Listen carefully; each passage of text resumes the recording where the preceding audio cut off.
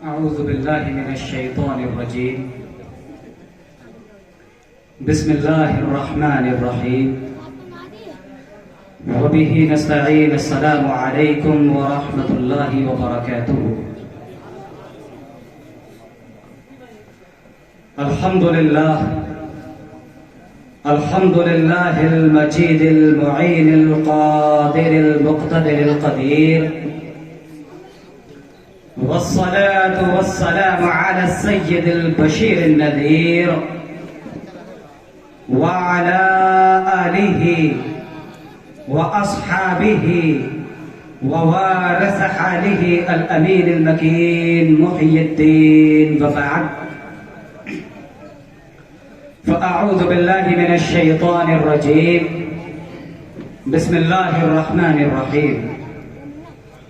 قال الله تبارك وتعالى في شان حبيبه الكريم: إن الله وملائكته يصلون على النبي يا أيها الذين آمنوا صلوا عليه وسلموا تسليما. اللهم صل وسلم وزد وبارك عليه وعلى آله وأصحابه ووارث حاله وعلى من لديه. صلاة وسلاما عليك يا رسول الله يا حبيب الله صلى الله عليه وسلم. قال الله تبارك وتعالى في القرآن المجيد والفرقان الحميد: لا أقسم بهذا البلد وأنت حل بهذا البلد. صدق الله العظيم. اللہ تبارک و تعالیٰ کا بے پناہ فضل و احسان کہ اس نے ہمیں اپنے محبوب محمد مصطفیٰ صلی اللہ علیہ وسلم کا امتی بنایا ہے. یہ سب سے بڑا فضل اور سب سے بڑا احسان ہے، اور اس کا شکر ادا کرتے ہیں کہ اس نے ہمیں اس بامقصد محفل میں حاضری کی توفیق عطا فرمائی. آپ کو معلوم ہے یہ محفل کس ذات سے منسوب ہے؟ کس ذات سے منسوب ہے؟ یہ محفل اس ذات سے منسوب ہے. محسن نقوی کے دو مصرے یاد آ رہے ہیں کہ اس کی تعریف کے لیے لفظ کہاں سے لاؤں. وہ مصرع مجھے یاد نہیں آ رہا ہے. اس کی تعریف کے لیے لفظ کہاں سے لاؤں؟ سارے عالم کے مقدر کو جگایا جس نے.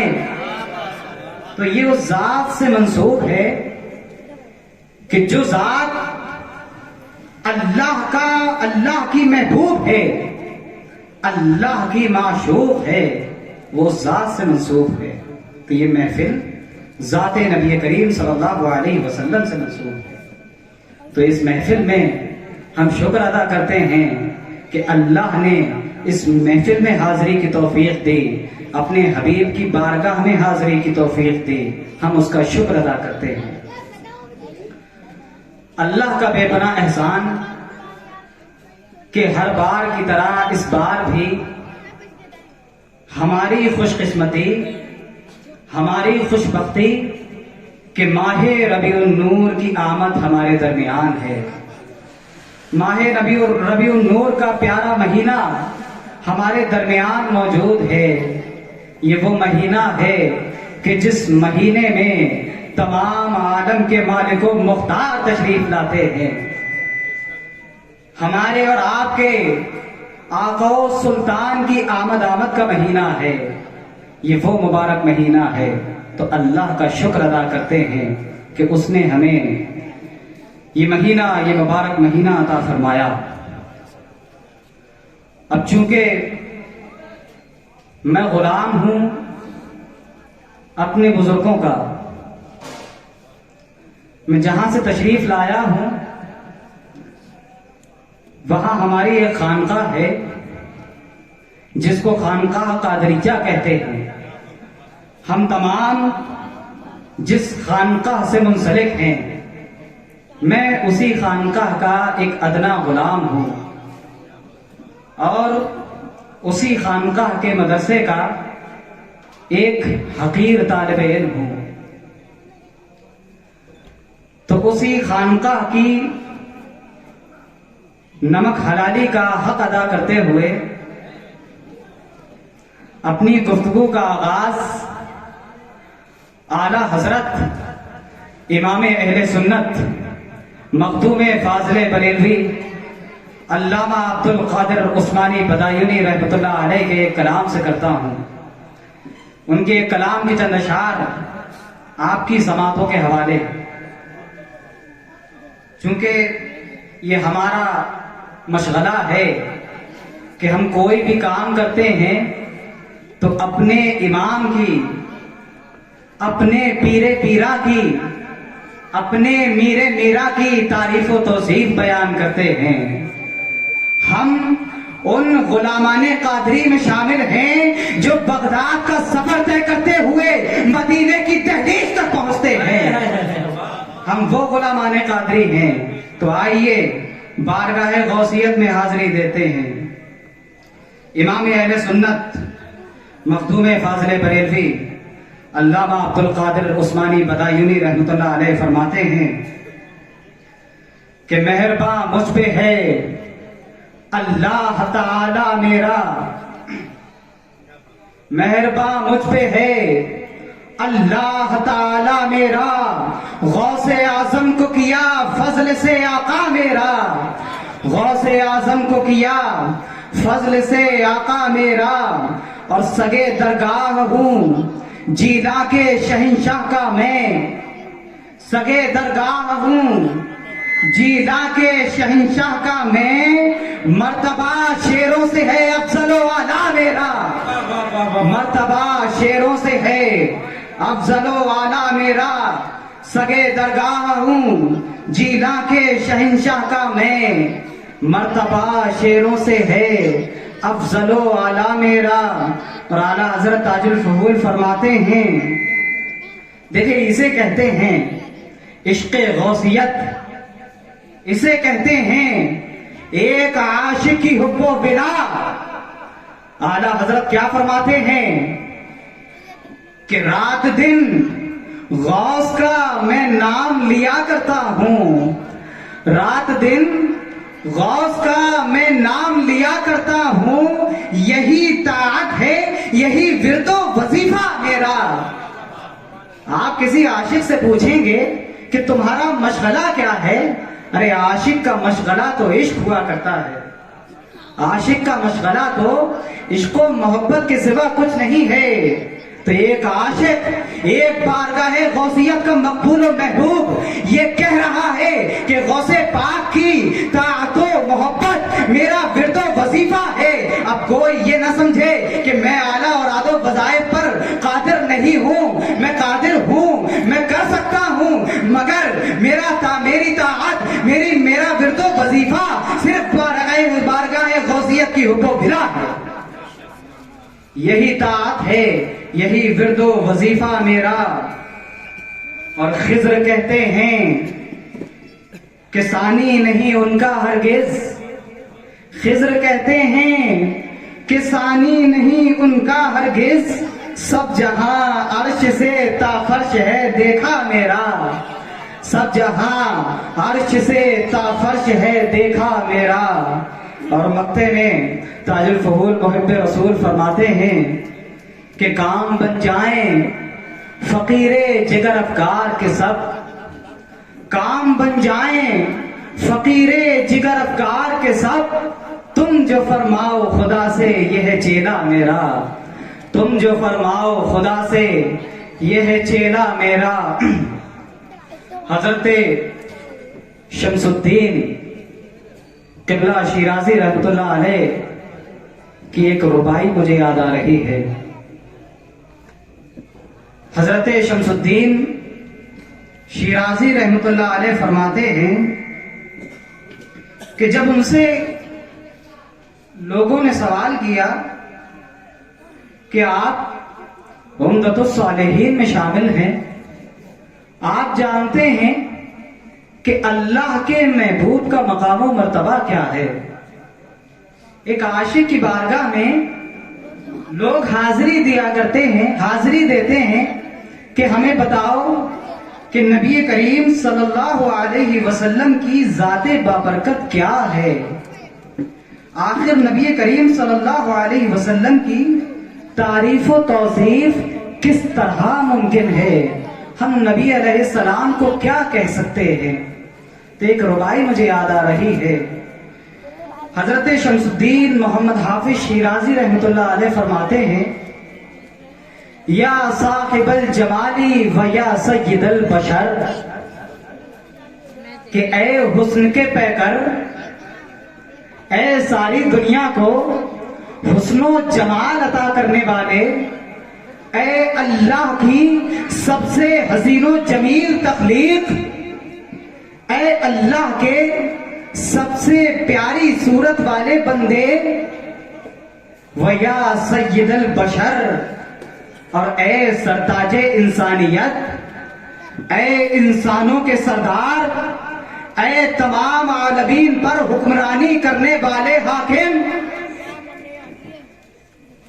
ए इंसानों के बादशाह, मिन वजहिकल मुनीर लक़द नव्वरल कमर, आप ही के नूर अफशा चेहरे से ये 14वीं का चांद चमक उठता है।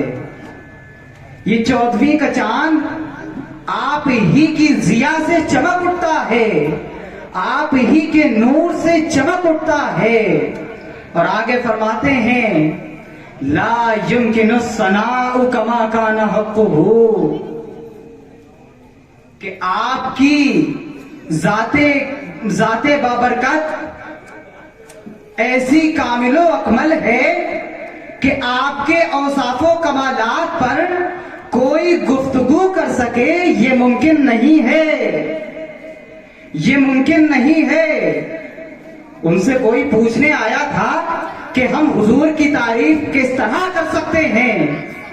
तो एक आशिक़े रसूल, एक अल्लाह का सालेह फरमाता है कि कोई उस महबूब की तारीफ व तौसीफ बयान कर सके, ये मुमकिन नहीं है। आओ मैं इस झगड़े को खत्म करता हूँ, मैं इस गुफ्तगू को खत्म करता हूँ, हासिले कलाम बता देता हूँ। बादस खुदा बुजुर्ग तो ही किस्सा मुख्तसर, कि आपकी जाते बाबरकत वो असीमुल मर्तबत है, वो बारगाह है, वो जात है, वो जाते कमालात व सिफात है कि आपकी जाते बाबरकत ऐसी है कि खुदा के बाद आप ही की जात ऐसी है जो सबसे बुजुर्ग व बरतर है, जो सबसे बुलंदो बाला है, जो सबसे अरफो आला है। तो हम उसी महबूब की, उसी बुलंदो बरतर जात की मोहब्बत में और उसके मीलाद की खुशी में, उसकी आमद की खुशी में यहाँ पर हाजिर हैं। मैं आप तमाम लोगों को आका की विलादत की बहुत बहुत मुबारकबाद पेश करता हूँ कि अल्लाह तबारक व तआला ने ये घड़ी हमें अता फरमाई, ये घड़ी हमें नसीब फरमाई कि इस घड़ी के मुंतजिर फरिश्ते रहा करते हैं। और एक दिन नहीं, एक हफ्ता नहीं, एक महीना नहीं, बल्कि पूरे साल रहा करते हैं और अर्श पर महबूब की आमद की जश्न की तैयारी करते हैं। ये वो महीना है, हम इस महीने में हाजिर हैं, इस महीने में मौजूद हैं। तो मैं बिला ताखीर अपनी गुफ्तगू पर आता हूं। अल्लाह ने कुरान मजीद में फरमाया, ला उक़्सिमु बिहाज़ल बलद व अंत हिल्लुम बिहाज़ल बलद। क्या फरमाया अल्लाह ने कि मैं इस शहर मक्का की कसम खाता हूं। मैं, अल्लाह फरमाता है, किससे फरमाता है? अपने मकबूलो महबूब, अपने नबी और रसूल से फरमा रहा है कि महबूब मेरी बात सुनो, मैं इस शहर मक्का की कसम खाता हूं اس شہر مکہ کی قسم کھاتا ہوں.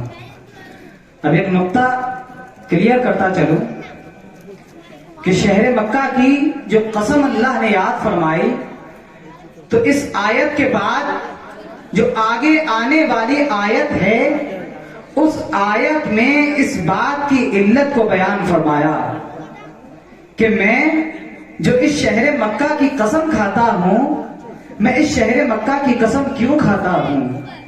محبوب سنتے چلو کہ میں اس شہر مکہ کی قسم کیوں کھاتا ہوں. تو اللہ یہ بتانا چاہتا ہے کہ یہ وہی شہر مکہ ہے کہ جس میں نے کعبۃ اللہ کو بنایا ہے. یہ وہی شہر مکہ ہے کہ جس میں نے حج کو فرض کر دیا ہے. یہ وہی شہر مکہ ہے کہ جس میں میری طرف سے جنت سے بھیجا گیا پتھر حجر اسود موجود ہے. تو یہ نہ سمجھ لینا کہ ان تمام چیزوں کی وجہ سے میں شہر مکہ کی قسم کھا رہا ہوں، بلکہ اللہ فرماتا ہے کہ میں اس لیے قسم نہیں کھا رہا ہوں کہ یہ شہر عبادتوں کا مرکز ہے، بلکہ قسم صرف اس لیے کھا رہا ہوں کہ محبوب اس شہر مکہ کو تیری جائے ولادت ہونے کا شرف حاصل ہے. صرف اس لیے قسم کھا رہا ہوں کہ محبوب تیری پیدائش اس شہر مکہ میں ہو گئی ہے. اب یہ بات سمجھنے کی ضرورت ہے کہ کعبۃ اللہ کی عظمت و رفعت اپنی جگہ پر ہے. ساری دنیا کے مسلمان حضرت آدم علیہ السلام سے لے کر حضرت ابراہیم علیہ السلام کے دور تک حضرت ابراہیم علیہ السلام نے تعمیر کیا. حضرت ابراہیم علیہ السلام کے زمانے سے نبی کریم صلی اللہ علیہ وسلم کے زمانے تک اور نبی کریم صلی اللہ علیہ وسلم کے زمانے سے آج تک اور آج سے قیامت تک ساری دنیا کے مسلمان اس شہر مکہ کی طرف آتے رہیں گے. حج ہر کوئی اس شہر مکہ کی طرف کرے گا. عبادتوں کا مرکز یہی شہر مکہ رہنے والا ہے.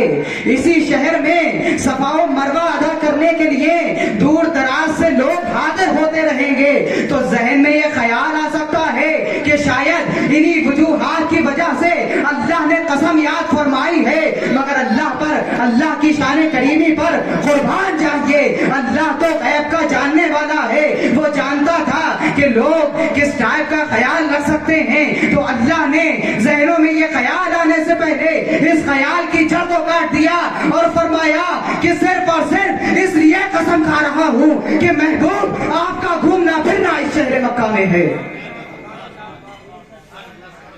آپ کی جائے پیدائش ہونے کا شرف اس شہر مکہ کو حاصل ہے. اس لیے قسم کھا رہا ہوں، اس لیے قسم کھا رہا ہوں. تو آقا علیہ الصلوۃ والتسلیم کے ڈاکٹر صاحب میلاد کی قسم کھائی. کس کی؟ یہ پیدائش کی قسم ہوئی نا.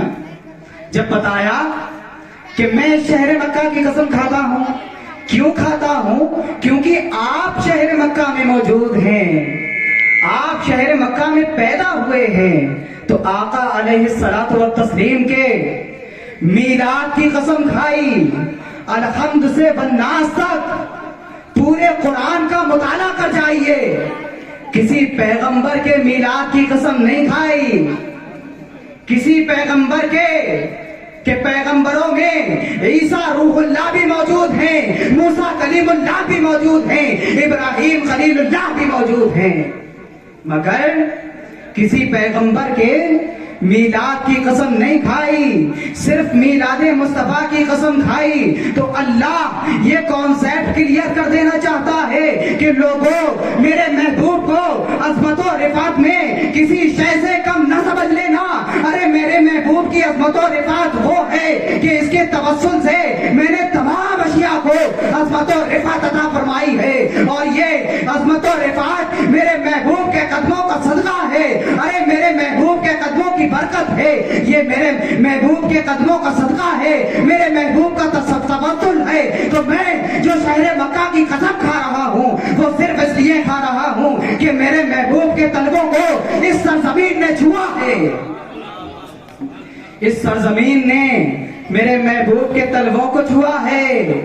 میرے محبوب اس سرزمین پر موجود ہیں، اس لیے میں قسم کھا رہا ہوں. بے شک بے شک، سبحان اللہ سبحان اللہ. تو دیکھا کہ اگر ایک شہر کو مصطفیٰ سے نسبت ہو جائے، اللہ کے محبوب سے نسبت ہو جائے، وہ شہر جو عبادتوں کا مرکز بھی ہے، وہ شہر جس میں حج بھی ہوتا ہے، وہ شہر جس میں صبا و مروہ بھی ادا کیے جاتے ہیں، مگر پھر بھی وہ شہر اللہ کی قسم کھانے کے قابل نہیں بن رہا ہے. مگر قربان جائیے آقا علیہ الصلوۃ والسلام کے قدموں پر کہ آپ کے قدموں کی برکت نے اس شہر کو اللہ کی قسم کھانے کے قابل کر دیا ہے.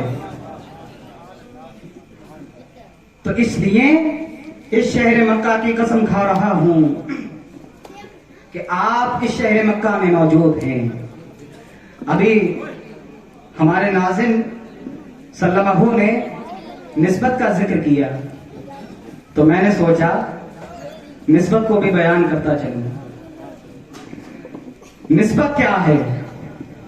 نسبت، اور ڈاکٹر صاحب اپنا تو کچھ ایسا ہے کہ ہم تو زندہ ہی نسبت پہ ہیں، ہم تو زندہ ہی نسبت پہ ہیں. ہمارا وجود صرف نسبت سے جڑا ہوا ہے. اگر نسبت ہٹ، ہمارا وجود ہی نہیں ہے. ہم تو زندہ ہی نسبت پہ ہیں. ہماری نسبت اس آستانے سے ہے، اس خانوادے سے ہے. ہمارے امام کا نام حضور شاعر الحق عبد المجید بدایونی کہ جن کے توسل سے ہمیں غوث پاک اس فرمان کے گہوارے میں لے رہے ہیں کہ مریدی لا تخف واشن فإنی عزوم قاتل عند القتال. حضور غوث پاک اپنے اس فرمان کے گہوارے میں لے رہے ہیں. کس کے توسط سے لے رہے ہیں؟ امام سلسلہ مجیدیہ حضور شاعر الحق رضی اللہ تعالی عنہ کے توسط سے لے رہے ہیں، مقتدر آقا کے توسط سے لے رہے ہیں، قادری دولہ کے توسط سے لے رہے ہیں. اور حضور غوث پاک اپنے مریدوں سے کیا فرما رہے ہیں کہ میرے مرید تجھے رنج کرنے کی ضرورت نہیں ہے، تجھے خوف کرنے کی ضرورت نہیں ہے، میں تیرے قاتل کے دفاع میں کھڑا ہوا ہوں. مریدی لا تخف واشن فإنی عزوم قاتل عند القتال. دنیا میں غوث پاک نے یہ فرمان عطا کر دیا ہے، اور فکر نہ کرو مجیدی آستانے کی نسبت ہے، باقی ہے، اور الحمدللہ باقی رہے گی. اور قیامت میں ہم یہ چیز بھی دیکھیں گے، یہ منظر بھی دیکھیں گے کہ اسی آستانے کی نسبت سے حضور غوث پاک کے جھنڈے کے سائے میں کھڑے ہوں گے. ہم یہ منظر بھی اپنی آنکھوں سے دیکھیں گے. بے شک بے شک، سبحان اللہ سبحان تو اللہ. نسبت کی بات چل رہی ہے بے شک کہ اگر اس اللہ کے محبوب سے اگر کسی شہر کو نسبت ہو جائے تو وہ شہر اللہ کی قسم کھانے کے قابل بن جاتا ہے. اب آئیے نسبت پر دوسری مثال دیتا چلوں. بے شک. تو اگر شہر کو نسبت ہوئی تو وہ شہر اللہ کی قسم کھانے کے قابل بن گیا. اب آئیے، یہ سب نے سن رکھا ہے، قرآن میں پڑھ رکھا ہے کہ لیلۃ القدر افضل ہے 1000 مہینوں سے. قرآن میں اللہ نے فرمایا کہ لیلۃ القدر خیر من 1000 شہر، کہ لیلۃ القدر افضل ہے 1000 مہینوں سے. تو شب میلاد کا کیا مقام و مرتبہ ہے؟ سبحان اللہ. وہ رات بے شک بے شک، کہ جس رات میں اللہ کا محبوب حضرت آمنہ کی گود میں آنے والا ہے، اس رات کا کیا مقام و مرتبہ ہے. تو ہم دیکھیں اور غور کریں کہ شب قدر کا معاملہ کیا ہے. شب قدر کا معاملہ یہ ہے کہ انسان اپنے لیے جاگتا ہے اور دعائیں کرتا ہے کہ اے اللہ میں تیری بارگاہ میں اپنے گناہوں سے نادم ہوں، میری توبہ کو قبول فرما، میں اپنے گناہوں پر شرمندہ ہوں، تو مجھے معاف فرما، میری خطاؤں کو معاف فرما، اور میری یہ خواہش ہے مجھے عطا فرما، میں یہ دعا کرتا ہوں مجھے میری یہ دعا قبول فرما۔ تو شب قدر کا یہ منظر ہے کہ لوگ اپنے لیے جاگ رہے ہیں اور دعا کر رہے ہیں، مگر شب میلاد کا یہ منظر نہیں ہے، شب میلاد کا یہ معاملہ نہیں ہے، بلکہ وہاں پر انسان اپنے لیے نہیں جاگ رہا ہے بلکہ اللہ کے محبوب کے لیے جاگ رہا ہے۔ بے شک واہ واہ، سبحان تکبیر، نعرہ رسالت، نعرہ غوثیت، نعرہ غوثیت، جشن عید میلاد النبی، حضور تاجدار اہل سنت، فائزان حضور تاجدار اہل سنت، نعرہ تکبیر، کیا بات ہے، واہ واہ واہ۔ تو اپنے لیے جاگ رہا ہے اور شب میلاد میں اللہ کے محبوب کے لیے جاگ رہا ہے۔ اب آپ ذرا غور کریں اور اپنے ذہنوں کو کھولیں اور بتائیں کہ اللہ کو تمہارا اپنے لیے جاگنا زیادہ محبوب ہوگا یا اپنے محبوب کے لیے جاگنا زیادہ محبوب ہوگا؟ تو ایک عقل مند انسان کہہ سکتا ہے کہ ہاں، اللہ کے محبوب کے لیے جاگنا اللہ کو زیادہ محبوب ہوگا۔ نسبت کی بات چل رہی ہے تو دیکھا کہ ایک رات کو مصطفیٰ سے نسبت ہو جاتی ہے تو وہ رات اللہ کے نزدیک محبوب ترین رات بن جاتی ہے۔ اب نسبت کے اوپر ایک مثال اور مجھے یاد آ رہی ہے، ناظم صاحب نے اچھا نسبت کا ذکر کیا ہے۔ نسبت کے اوپر ایک اور مثال آپ کو دیتا چلوں۔ اب ہم چونکہ نسبت سے جڑے ہوئے ہیں تو نسبت کی باتیں ہمیں خوب جوش و خروش میں سماعت کرنی چاہیے۔ آپ لوگ بہت سماعت کریں اور اپنے عشق کے پیالے کو لبریز رکھیں۔ جو نبی کریم کے عشق کا پیالہ ہے جو ہم سب نے پی رکھا ہے اس کو لبریز رکھیں اور محفل میں حاضر رہیں۔ تیسری مثال نسبت پر دے رہا ہوں، اور یوں ہی نہیں دے رہا ہوں، اپنی طرف سے نہیں دے رہا ہوں، یہ مثال حدیث کے ائمہ دے رہے ہیں، حدیث کے جلیل القدر جاننے والے دے رہے ہیں۔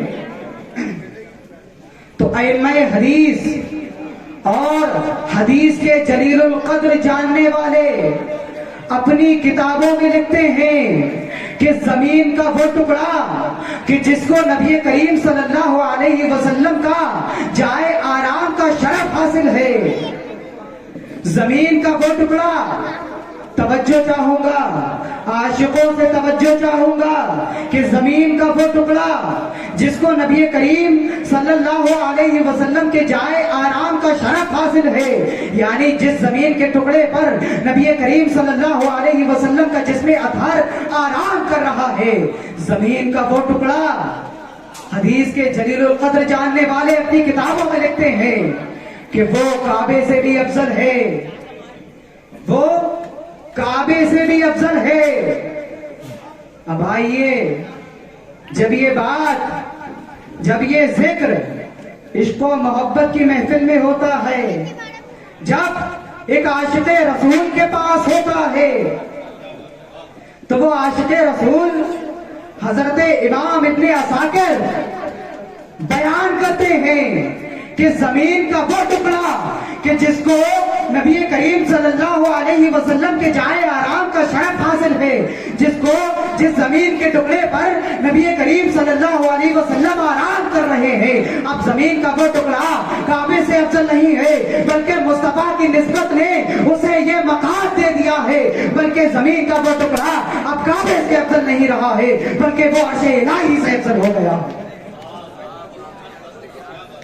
اب وہ فقط کعبے سے افضل نہیں ہے بلکہ وہ عرش الہی سے افضل ہے کہ جہاں ہم اور آپ کا خدا جلوہ فرما ہے، وہ عرش الہی سے افضل ہے۔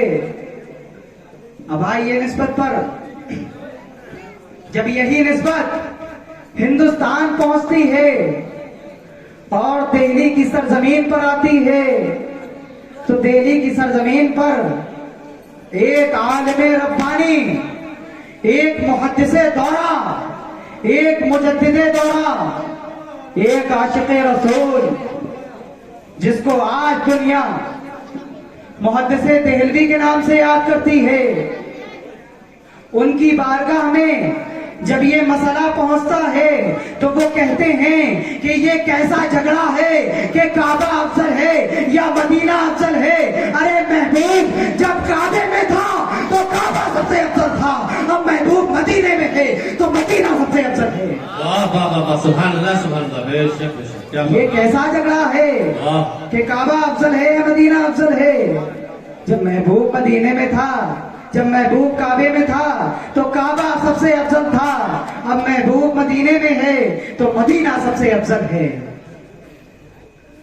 تو دیکھا کہ مصطفیٰ کی نسبت کتنی بڑی چیز ہے کہ اگر ایک رات کو مصطفیٰ سے نسبت ہو جائے تو وہ رات اللہ کے نزدیک محبوب ترین رات بن جاتی ہے، اور جس شہر کو نسبت ہو جائے تو وہ شہر اللہ کی قسم کھانے کے قابل بن جاتا ہے، اور زمین کے جس ٹکڑے کو نسبت ہو جائے تو وہ ٹکڑا عرش الہی سے افضل ہو جاتا ہے۔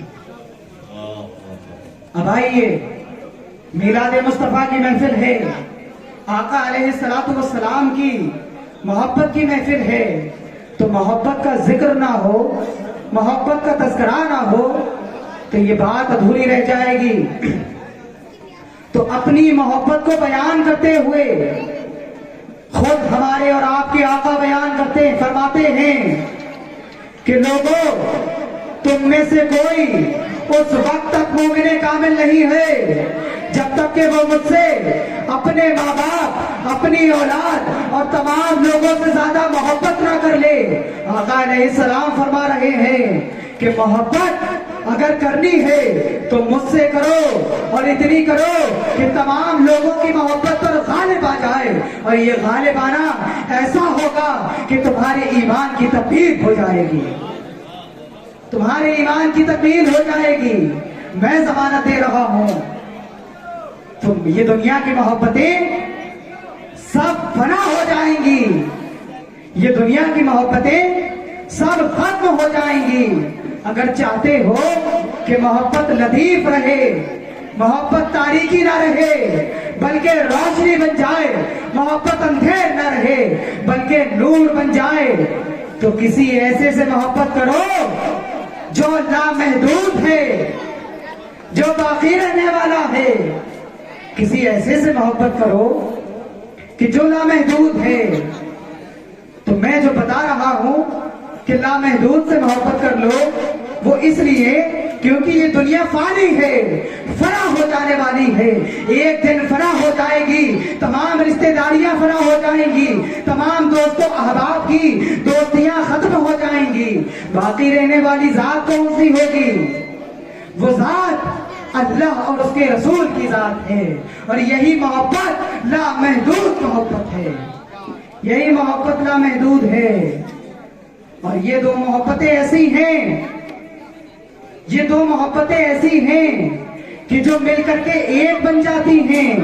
اللہ نے واضح کر دیا کہ لوگوں، اگر میرے طرف آنا چاہتے ہو تو میرے محبوب کے دامن سے جو جاؤ، کیونکہ میری محبت ہی میرے حبیب کی محبت ہے، میرے حبیب کی سے جو محبت کرتا ہے وہ گویا مجھ سے محبت کرتا ہے۔ شاعر مشرق کا ایک شعر مجھے یاد آ رہا ہے۔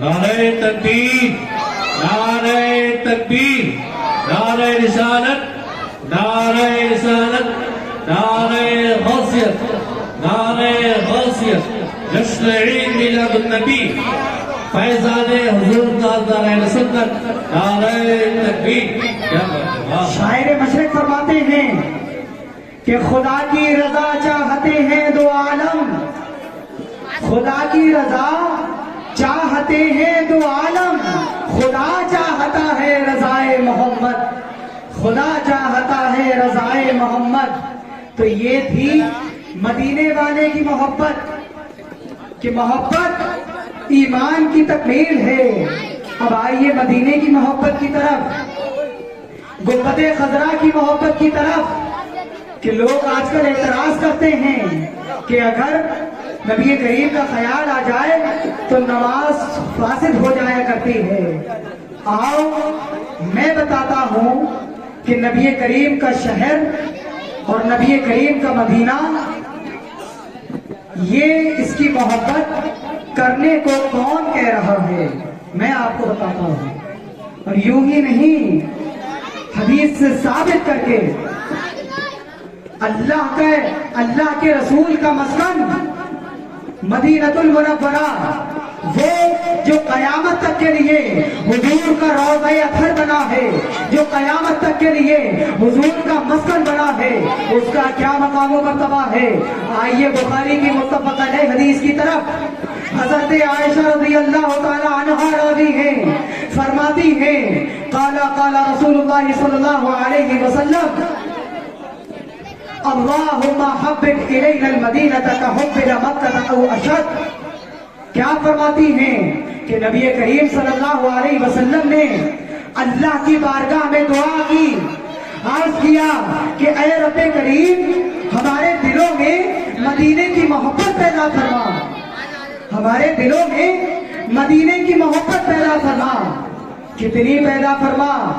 اب حضور مدینے کی محبت طلب کر رہے ہیں تو وہ ہمارے لیے دین ہوا یا نہیں ہوا؟ ہوا نا۔ تو مدینے کی محبت حضور اللہ سے مانگ رہے ہیں، کتنی مانگ رہے ہیں؟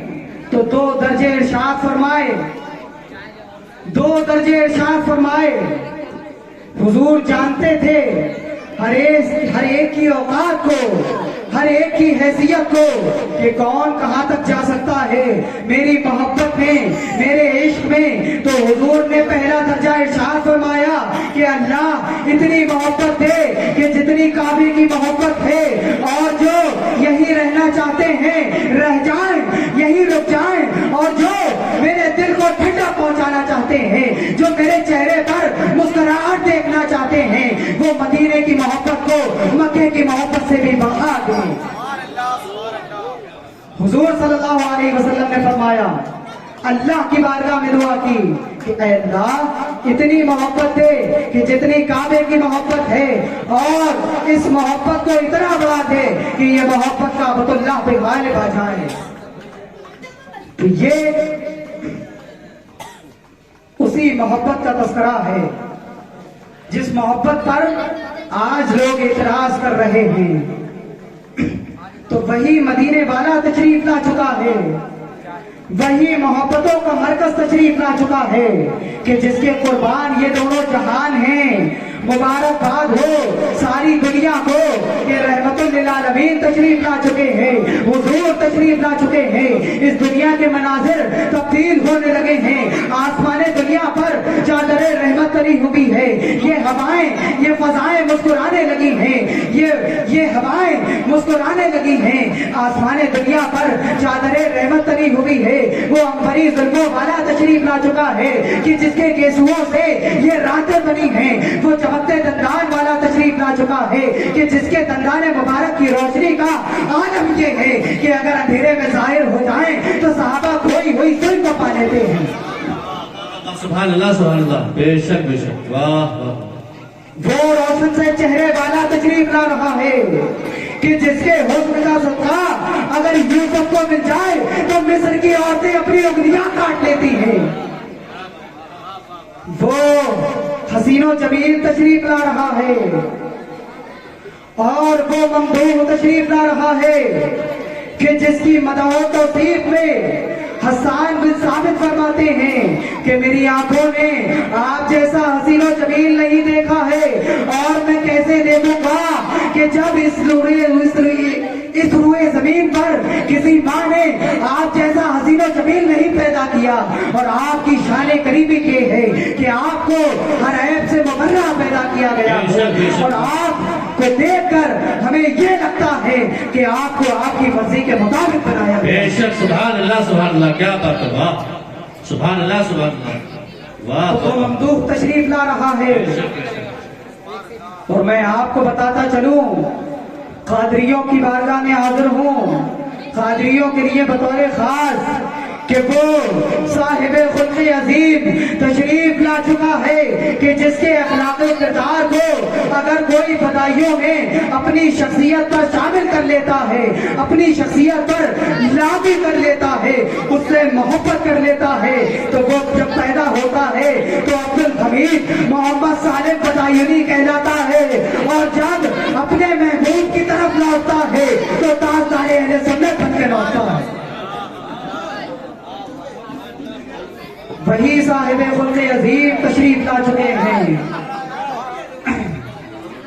تو یہ اسی محبوب کا تذکرہ ہے اسی محبوب کا جشن ہے اب ڈاکٹر صاحب کچھ لوگوں کو یہ میلاد کی خوشیاں ہضم نہیں ہوتی ہیں میلاد کی خوشیاں ہضم نہیں ہوتی ہیں طرح طرح کے اعتراضات کرتے ہیں اگر ہم میلاد کی خوشیاں منا لیں تو کہتے ہیں کہ اس کے ثبوت میں کوئی آیت پیش کرو اگر جھنڈے لگا لیں تو کہتے ہیں اس کے ثبوت میں کوئی آیت دکھا دو اگر ہم یا رسول اللہ کا نعرہ لگا لیں تو کہتے ہیں اس کے ثبوت میں کوئی دلیل قطعی پیش کرو اگر ہم حضور کے دروازے کو چوم لیں تو کہتے ہیں اس کے ثبوت میں آیت لے آؤ ارے میرے بھائی تم ہم سے اتنا کہنے کی ہمت رکھتے ہو تو ذرا ان لوگوں سے جا کر کہو جو رسول کا پیٹ چاٹا کرتے تھے ذرا ان لوگوں سے بھی جا کر کہو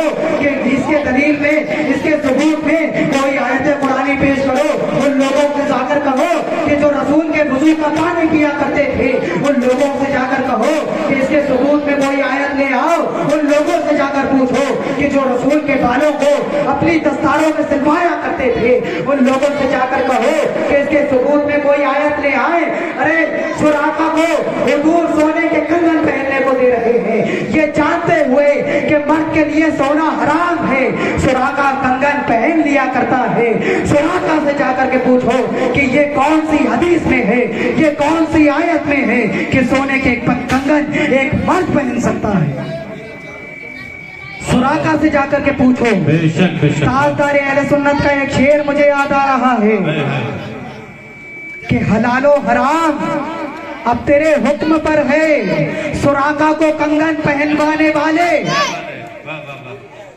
تو سراقہ سے جا کر کے پوچھو تو الحمدللہ صحابہ کا یہی جواب ہے ہمارا بھی یہی جواب ہے کہ عشق کی عبارت کتابوں پر نہیں بلکہ عاشقوں کو سینوں پر لکھی ہوتی ہے بے شک سبحان اللہ کیا بات یہ عبارت عاشقوں کے سینوں پر محسوس ہوتی ہے اور اگر آنکھوں میں روشنی باقی ہے اگر تھوڑا بہت دکھائی دیتا ہے تو دیکھ لو حضرت ابو بکر صدیق کے سینے پر یہ عبارت محفوظ ہے عمر فاروق کے سینے پر یہ عبارت محفوظ ہے عثمان غنی کے سینے پر یہ عبارت محفوظ ہے مولا علی کے سینے پر یہ عبارت محفوظ ہے غوث اعظم کے سینے پر یہ عبارت محفوظ ہے ہم اور آپ کے پیر کے سینے پر شیخ سالم بدایونی کے سینے پر یہ عبارت محفوظ ہے آ کر کے دیکھ لو اگر آنکھوں میں روشنی باقی ہے آنکھوں میں نور باقی ہے تو آ کر کے دیکھ لو سبحان اللہ کیا بات ہے واہ واہ حضور بے شک بے شک حضور کی محبت اور حضور کا جشن یہ تو عاشقوں کی پہچان ہوا کرتی ہے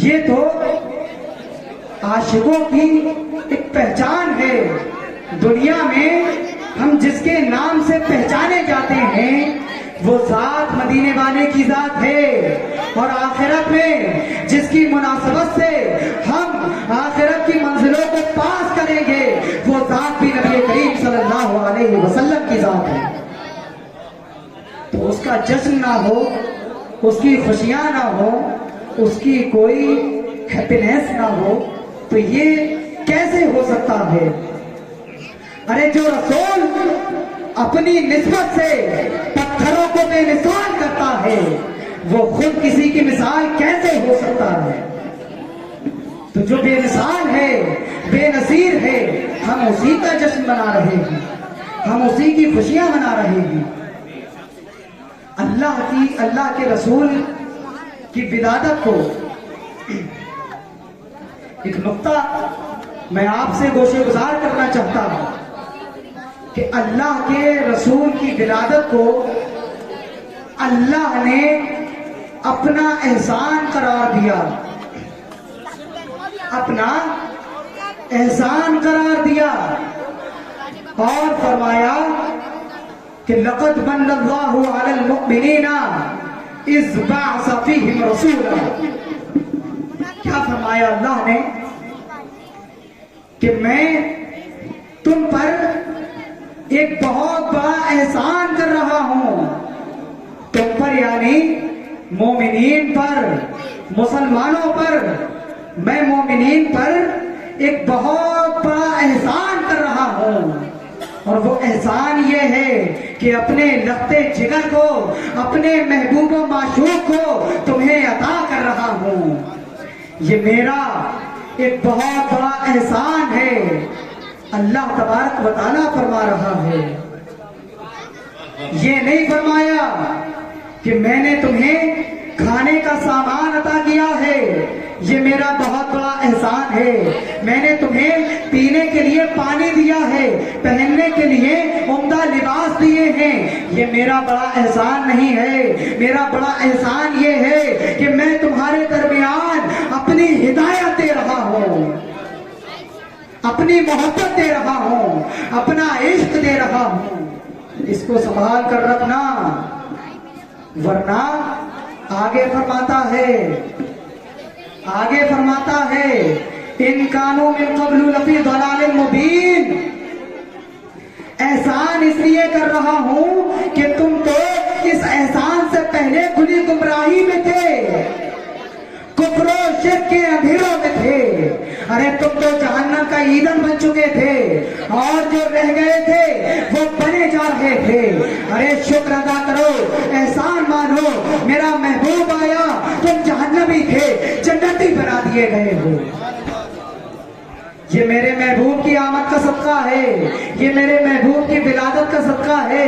میرے محبوب کی ولادت ہوئی، میرے محبوب کی آمد ہوئی، وادی عرب میں میرے محبوب کی پیدائش ہوتی ہے، پھر میرا قرآن بھی تم کو ملتا ہے، میرا ایمان بھی تم کو ملتا ہے، میرا اسلام بھی تم کو ملتا ہے۔ اب سمجھنے والی بات یہ ہے کہ ایمان حضور کے توسل سے ملتا ہے، قرآن حضور کے توسل سے ملتا ہے۔ تو جو حضور کے توسل سے ملتا ہے، اس کے آمد کی رات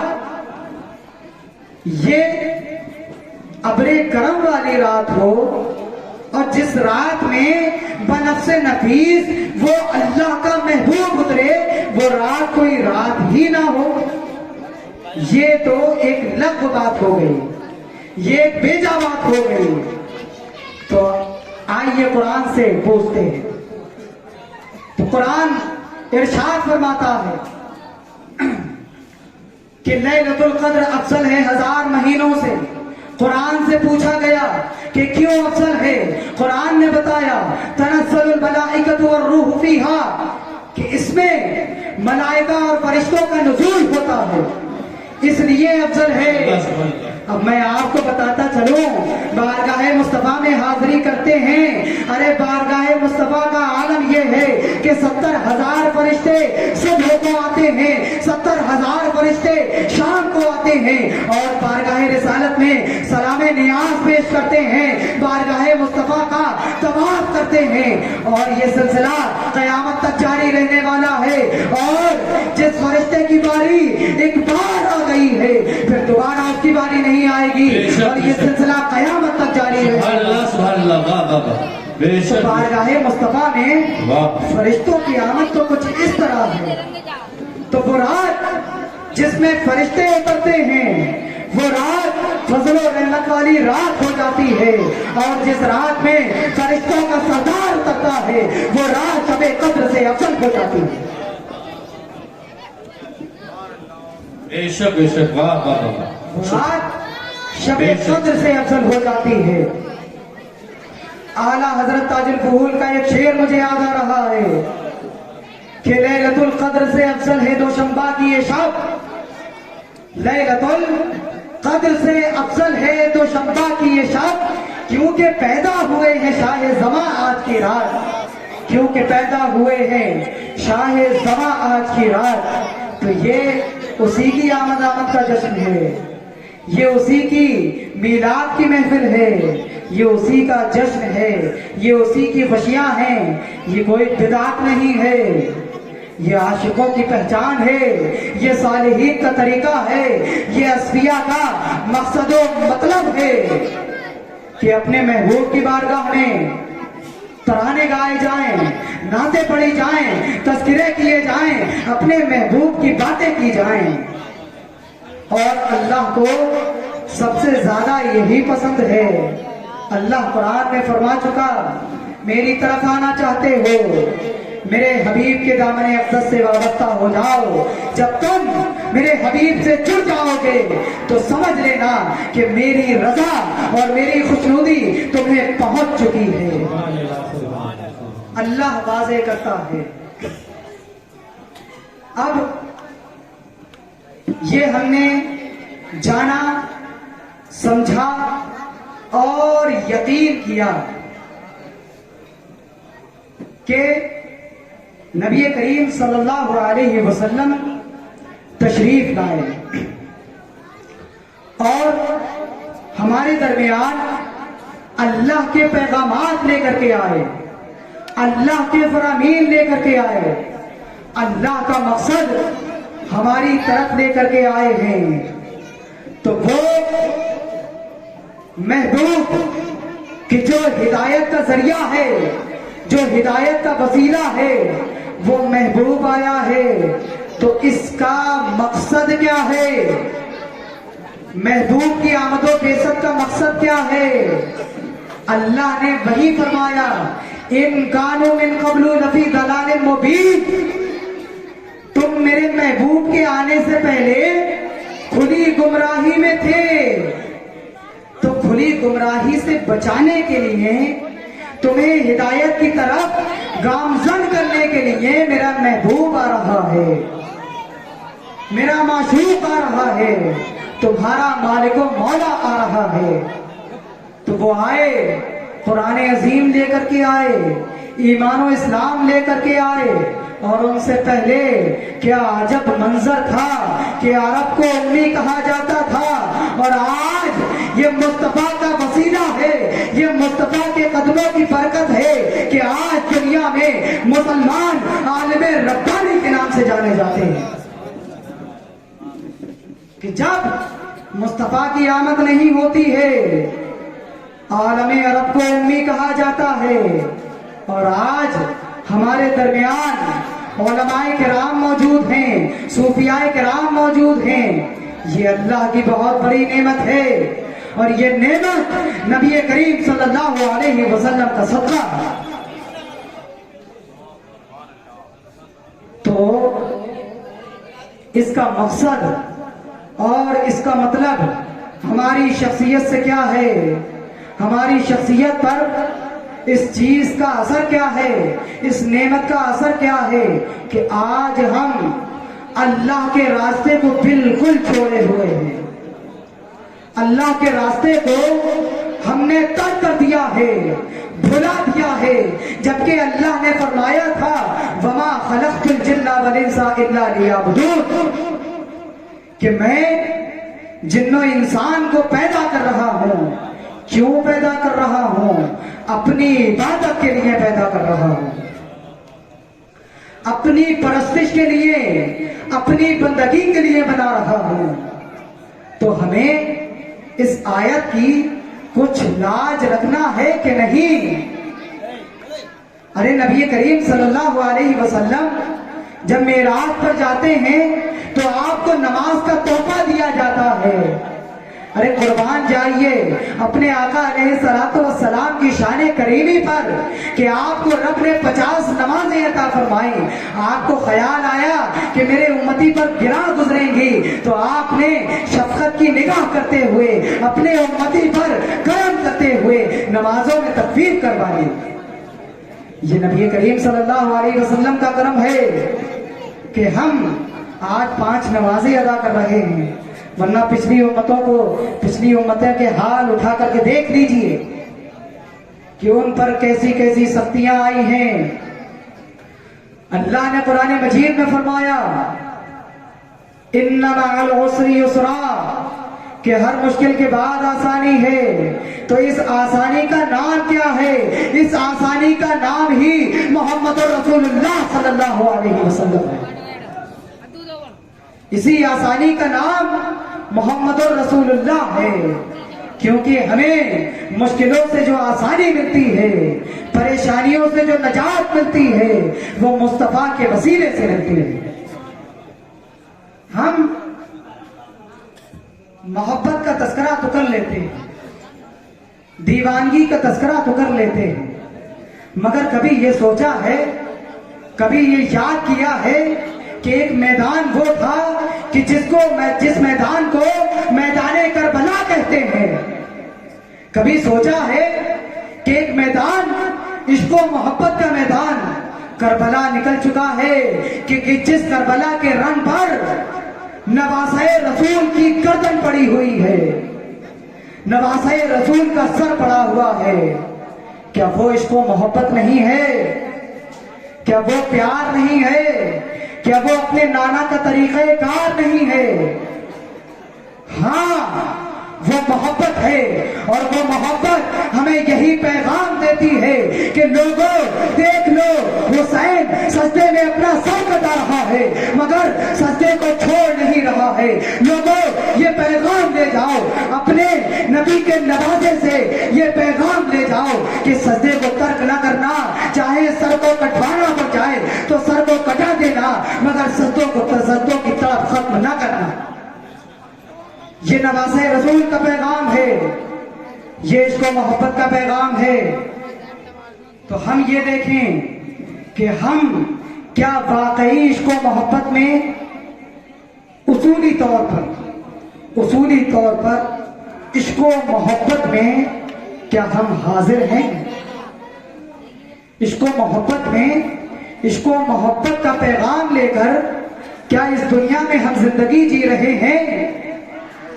یہ ہم اپنے ذہنوں میں سوچیں کہ اللہ کا رسول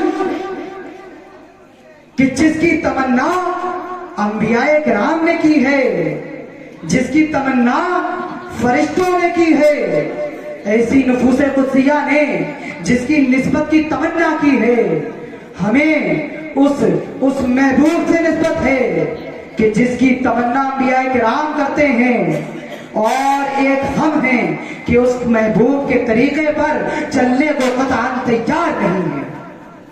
یہ افسوس کی بات ہے، ہم میلاد کی محفل میں حاضر ہیں، ہم ولادت کی محفل میں حاضر ہیں، ولادت بسعادت نبی کریم کی محفل میں حاضر ہیں۔ تو ولادت کا مقصد کیا تھا؟ ارے ولادت کا مقصد یہی تھا کہ تم اندھیرے میں ہو، تمہیں نور میں لانے کے لیے، تم پر نور برسانے کے لیے قد جاءکم من اللہ نور، اللہ کا نور آ چکا ہے، تمہیں نور کی طرف لانے کے لیے، تمہاری زندگی کو روشن و تابناک کرنے کے لیے اللہ کا نور آ چکا ہے۔ اس لیے آیا تھا کہ تم اس کے طریقہ کار کو دیکھ کر، اس کے اسوہ حسنہ کو دیکھ کر اپنی زندگی کو منور و مجلہ کر لو۔ ہم اپنے پیر کی محبت میں یہاں بیٹھے ہیں، کبھی سوچا ہے کہ ہمارے پیر سالم کی زندگی کا عالم کیا تھا؟ آپ کا طریقہ کیا تھا؟ آپ کا اسوہ حسنہ کیا تھا؟ آپ اپنے مریدین کو کیا پیغام دیتے ہیں؟ آپ کو محبوب غوث اعظم کہا جاتا ہے تو یوں ہی نہیں کہا جاتا، بلکہ بارگاہ غوثیت میں جو مقبولیت ملتی ہے وہ بارگاہ غوثیت میں مقبول ہونے کے بعد ملا کرتی ہے۔ اور یہ جیتی جاگتی مثال ہے کہ ہماری خانوادے کے شہزادے حضرت شیخ صاحب قبلہ حضور شہید بغداد غوث پاک کے بارگاہ کے اس قبرستان میں مدفون ہیں کہ جس قبرستان میں غوث پاک کی اولاد دفن ہوتی ہے، غوث پاک کے خمیر کے لوگ دفن ہوتے ہیں، اس قبرستان میں مدفون ہیں۔ تو یہ مقام کس طرح مل گیا؟ بغیر مقبول ہوئے یہ مقام نہیں ملا کرتے، بغیر محبوب بنے یہ ایسے مقام نہیں ملا کرتے۔ یہ مقام تبھی ملتے ہیں جب اللہ کا بندہ اپنی زندگی کو اللہ کے راستے میں فنا کرتا ہے، اللہ کے رسول کی محبت میں فنا کرتا ہے۔ ہم جو محبت کا ذکر کرتے ہیں، محبت کا چرچا کرتے ہیں، یوں ہی نہیں کرتے ہیں، یوں ہی نہیں کرتے ہیں۔ ہم اپنے نبی کریم صلی اللہ علیہ وسلم کے اس لبریز پیالے کو مد نظر رکھتے ہوئے کرتے ہیں کہ جو پیالہ ہمیں شیخ صالح بدایونی نے پلایا ہے، ہمیں ہمارے پیر نے پلایا ہے، تو اس پیالے کی لاج رکھنا ہے اور اس طرح رکھنا ہے۔ میں اپنی بات کو ختم کر رہا ہوں، اس طرح رکھنا ہے کہ عرش سے وہ آواز آئے کہ جو اللہ نے قرآن مجید میں فرمایا ہے، یا ایتھا النفس المطمئنہ ارجعی الی ربک راضیۃ مرضیہ فادخلی فی عبادی وادخلی جنتی۔ اے میرے ذکر سے مطمئن ہو جانے والی جان، لوٹ آ، اپنے رب کی طرف لوٹ آ، اور کس حال میں لوٹ؟ راضی برضا ہو کر لوٹ، راضی برضا ہو کر لوٹ، اس حال میں لوٹ کہ اللہ تجھ سے راضی ہے اور تو اللہ سے راضی ہے۔ پھر کیا ہوگا جب تو اللہ سے راضی ہو جائے گا؟ جب تو اللہ سے خوش ہو جائے گا اور اللہ تجھ سے راضی ہو جائے گا، پھر یہ ہوگا فادخلی فی عبادی، میرے نیک بندوں میں شامل ہوگا، اور پھر جنت یہ آواز دے رہی ہوگی کہ آ جا فادخلی جنتی، جنت تیری منتظر ہے۔ یہ پیغام ہم اس میلاد کی محفل سے لے کر کے جا رہے ہیں۔ کیا پیغام لے کر کے جا رہے ہیں؟